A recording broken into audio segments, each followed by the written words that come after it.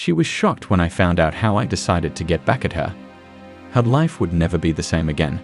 My wife and I have been married for 27 years. We have 3 children. A son 25 years old, daughters 20 and 5 years old. I am 50 years old and my wife is 47. I had my 3rd child at the age of 45, my wife was 42. I don't have a potbelly, I am not bald and bald. On the contrary, I have thick hair, though it is already half grey. But my wife and acquaintances say it does not spoil me. I know that women like me. I do not smoke and practically do not drink. My potency is also all right, and that's not bragging. With my wife before all this sordid history, sex was regular, mostly in the morning, as the most productive since the body is rested. And with this not once every 6 months or a month, but at least 3 times a week, or even more often, every morning or every other day. Everything was varied enough. We did not have any forbidden topics in terms of intimacy. I did not cheat on my wife during all these years, even though I had had women before her. I loved her. Besides, I was a bit squeamish. I didn't need anybody else, and she was my own. Everything about my wife suited me. I knew every millimeter of her body. I knew what she needed and what she enjoyed the most. And she knew. That's why everything was fine here. She hadn't once in all the years given him any reason to doubt her either. Not once until recently. We were supposed to celebrate our 27th wedding anniversary this summer. I wanted to go to Cyprus with her, but then this virus be damned. But it was nothing. In February, I got something that I felt like my face was hit against a concrete wall and even ran over a roller. It is all banal, office romance. And as I was told, even before the new year it began with her corporate party. I don't know how true it is, but it doesn't matter. And what an actress. Anyway, she was turned in by her own employees. Some lady, maybe a rival eliminated, I do not know. But a fact is a fact. He's 6 years younger than her. He's 41. He has a wife, a 14-year-old daughter. He himself holds a position just above my wife's, hopefully ex-wife's position after all. Their first intercourse took place during a corporate party in his office. But I know this by hearsay. They were well coded. They did not write anything to each other, so the correspondence does not catch them. But she relaxed. One night, I understand, he didn't close his office door. Must have been in such a hurry to get some privacy. So the ajar door and filmed them on his cell phone. This video was sent to me from an unknown number. My first impulse was to hit her. Good thing she wasn't home, even though I had never laid a hand on her in my life. Then I cooled down a bit and started thinking about what to do. Go to her lover in the face to give? Not an option. Then I decided to deal with him. The fact that I will not live with her anymore, it's not a question, but what to do with the joint property. I have a company that I myself raised, and I'm not going to split it in half. So I decided to withdraw the assets first and then get a divorce. I pretended I didn't know anything. I do not know how I managed to keep an external calm the enemy cannot envy. But I stopped kissing her after all, and the intimacy between us ended. I told her I wasn't feeling well. At my words about the sickness, even worried, asked her to go to the hospital, but looking at her caring eyes, wanted to put it well.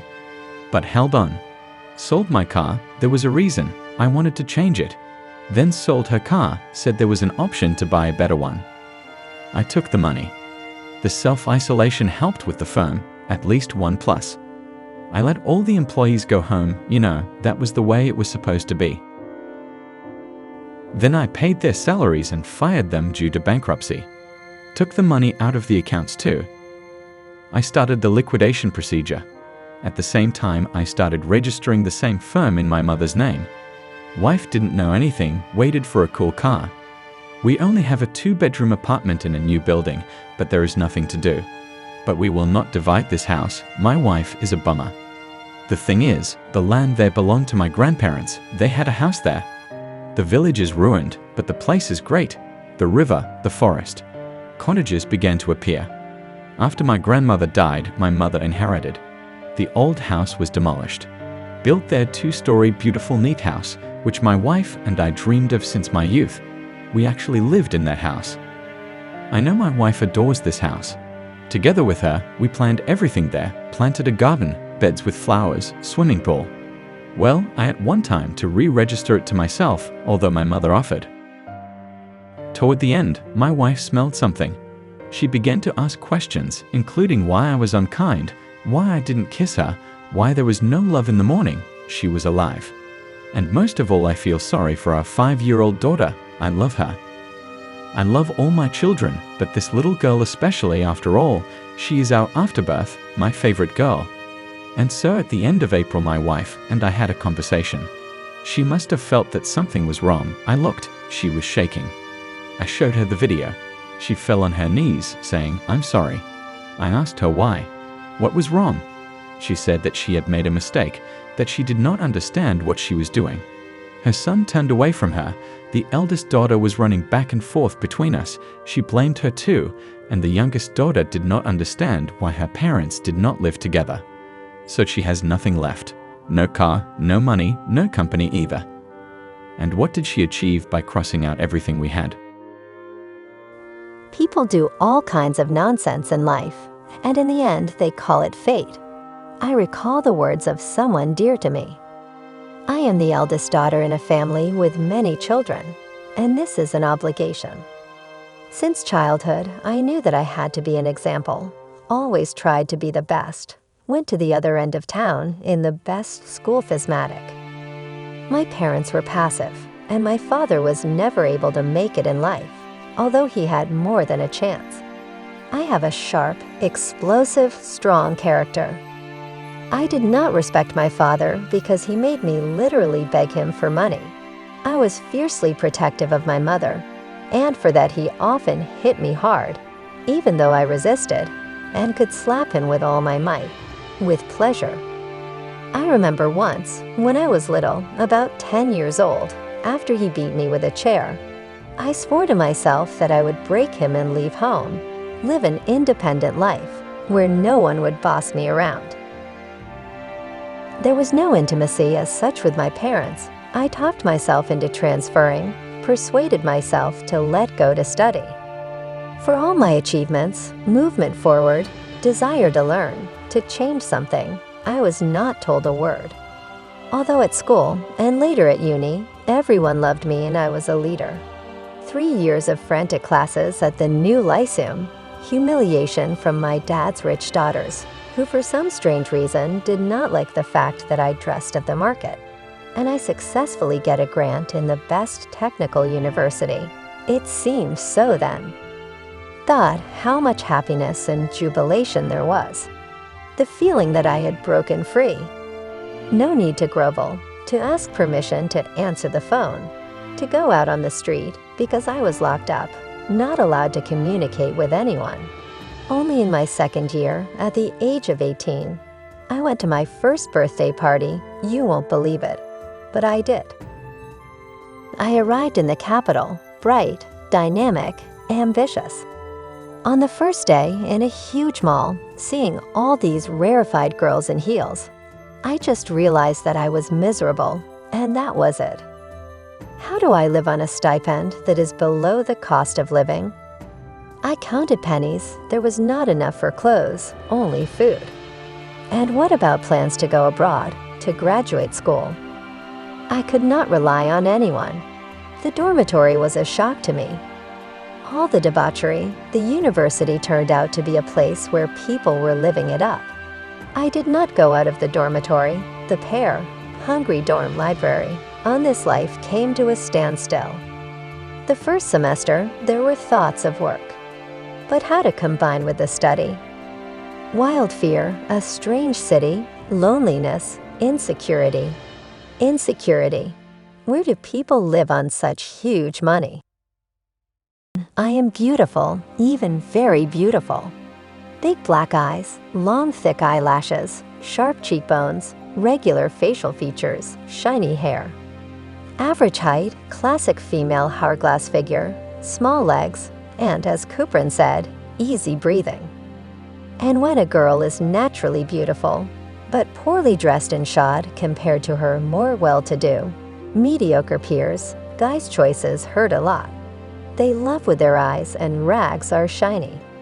At 17, eager to live life to the fullest and unable to buy a decent cream, he caught me.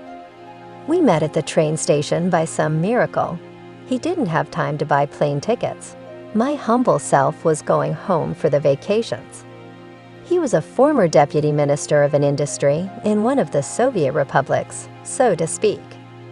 In the present, a very successful businessman. A tall, handsome, grown man with a low, commanding voice, big hands, a real alpha male. Our seats were next to each other. A typical traffic conversation ensued. Further, I opened my soul to a stranger I thought I would never see again. How to live? What do I do to live well? To feel confident and secure. Moreover, I never considered marriage, although rich boys in Lexuses and Pradas more than once fell in love with a modest girl. He offered to help me with a job, since he owned stores, and said he had an acquaintance who could help. Honestly, I was very happy that I had found a man. It was only later that an unpleasant thought slipped into my mind that he was treating me differently. I will not describe what happened next. It would take 3 volumes, but there was the deprivation of virginity, getting expelled from university at the initiative of his wife, and pregnancy. Then an abortion. Ah yes, before that, the fabulous life that engulfed me, a knave fool of 17 years. Beautiful clothes, expensive cars, restaurants, flowers, the feeling of complete power over him. He adored me, a little girl, carried me in his arms, kissed his feet. And I was obsessed with him. Everything that began with a desire to find a patron ended with a frenzied passion, an overwhelming desire to belong to him. Who knew I could be so passionate? He opened a new space into which I immersed myself. Life changed, I transferred to another university, which was much better than the previous one, and stronger. I studied, closed the difference, began to learn English, worked out at the gym, rested wherever possible. I stopped counting the money. He paid for everything. I helped my parents, bought things for the house, spoiled my siblings. During the breaks, of course, there were violent quarrels, scandals, sobs at classes. But for me, the choice was already made. It was better to love a grown-up man than to love a peer sitting on a park bench. 3 years had passed. I was about to graduate, and suddenly I realized that my feelings were gone. The crazy passion was gone, and the realization that I had completely sunk into my serene existence began to press harder and harder. There were no more goals. A job. He would get me a job at a prestigious company. Housing. Buying an apartment, he promised. A car.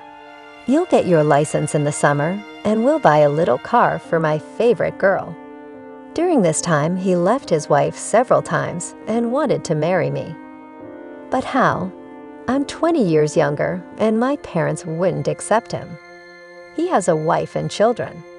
I told him it was better to wait and split the company in half, or the prenuptial agreement would leave it to her. Yes, pragmatism is in my blood, except from whom the hell it comes. I got tired of their marital problems, his jealousy, and left. A year after we broke up, I got a job on my own. I provide for myself, rent an apartment, pay for English courses. There's a major exam in 2 months. I seem to have enough for everything, but the former scope is gone. The guy I'm with now is a year older than me. We graduated from university together. At the beginning, he seemed so smart and capable, and now I see that he earns less than I do, and there is no progress at work, although he has been working for the 3rd year. My ex-boyfriend offers me to go back, and I want to. They both love me so much, to tears, to self-denial. With whom to be? I don't want to live a gray, limited life with a husband who will then look at young girls. A woman's woman, especially at her age, is made by money. What should I do? I still have time to get married. I'm only 21. And with the first, I'll have all the conditions by then to support the younger and prepare the basis for a family. And with a boy of the same age, I do not know, maybe I will have to work for both of them. Although he is very good, kind, noble. But they don't give money for that. As for my feelings, I think I've grown cold to both of them. Everything hangs on what they do. And I'm like a pendulum, back and forth.